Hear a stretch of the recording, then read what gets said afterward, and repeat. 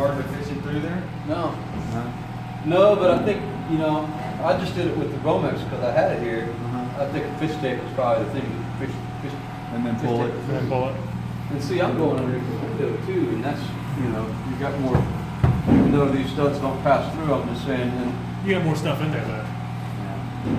if it were a stick Heck, drill, then you'd have a lot of stuff to go through, but no, I mean. If you're an it wasn't hard. electrician, that's really, you don't have to drill all those dang studs.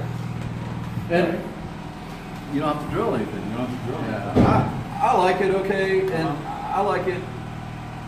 I'm gonna hot knife down and then drill through into the, because I have trusses down, you know, I'm just gonna run my wire to my next wall.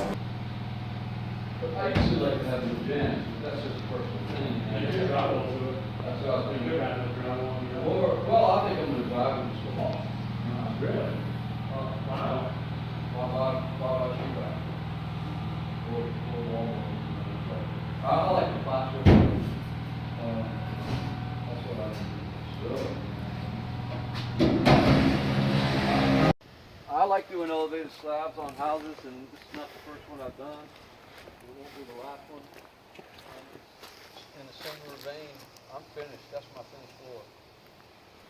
And it's quiet down, you know, it's sealed up, it's quiet. This slab actually is going to start, the house is quite, it's just that I didn't put a basement under that half of it. Okay. But these, in terms of, I don't know if you guys ever do elevated slabs, but I can tell you right now, this is the fastest way I've ever done it. These panels, almost 1/3 of these panels are on. And, look at that. Yeah, this is, I don't know if you can, I'm not sure, we'll go underneath. Oh, you can't see it from underneath.